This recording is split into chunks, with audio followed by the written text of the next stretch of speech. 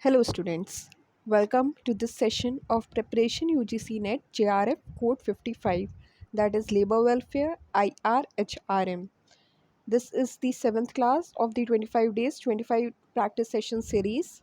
The topic for today's class is Industrial Employment Standing Orders Act 1946.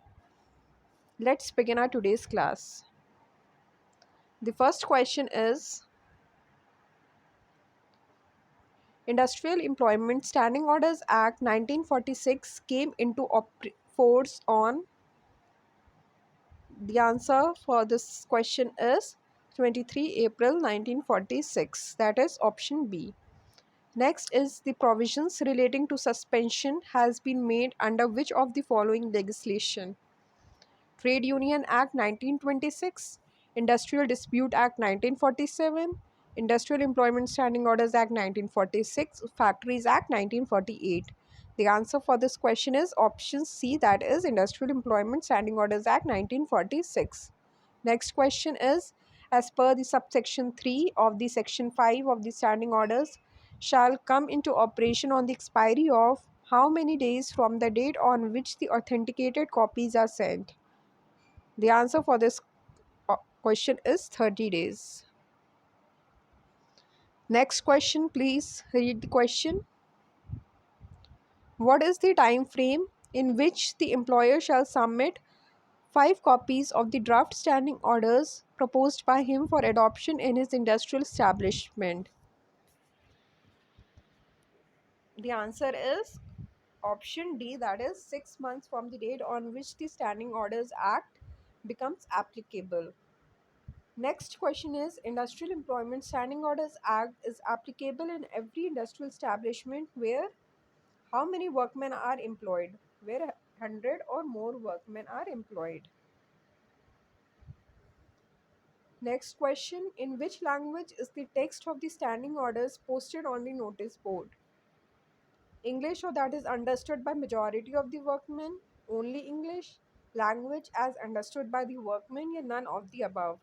The answer is English, or that is understood by the majority of the workmen. Next question. Which section takes care of payment of subsistence allowance in Standing Orders Act? The answer is section 10A, that is option D. Next question. Which section states that certifying officer and appellate officer have the powers of the civil code? The answer is section 11, that is option C. Next question, how many copies have to be submitted to the certifying officer while making any modification in the standing orders? First question तो देखिए यही निकल कर रहा है, how many copies have to be submitted to the copies किसको submit करी जाती है? सर्टिफाइंग ऑफिसर को. कितनी करी जाती है? 5 copies.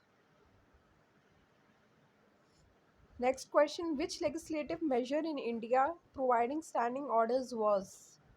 Bombay ID act 1938, Bombay IR act 1946, Bombay trade dispute act या plantation labour act? The answer is Bombay industrial dispute act 1938. Next question is, match the following. List 1 and list 2 are given. Factory, who is the employer in the factory, is the manager. Government establishment is the HOD and other establishment is the owner. The option first will be the right option. Next question. Again, this match the following. Definition of standing orders is given in all the definitions first of all are given in section 2 and subsection G. So section 2G. So first का सी होना चाहिए, तो हमारा option या तो 1 होगा या 2 होगा, 3 और 4 नहीं होगा. अब 2 का डी होना चाहिए या बी होना चाहिए, तो ये आप लोग देखिए. Certification of standing order is in section D. Okay, duration of and modification of standing order is in section 10 and submission of draft standing order is in section 3. So option first will be the right option. Section 2C of the Industrial Employment Standing Orders Act 1946 defines certifying officer. Next question, who is responsible for posting the final standing order? Employer, state government, central government, or certifying officer? Who is responsible? Employer is responsible. Thank you so much, student. I hope you will find this session valuable and informative. Please like, share, and subscribe. Thank you so much.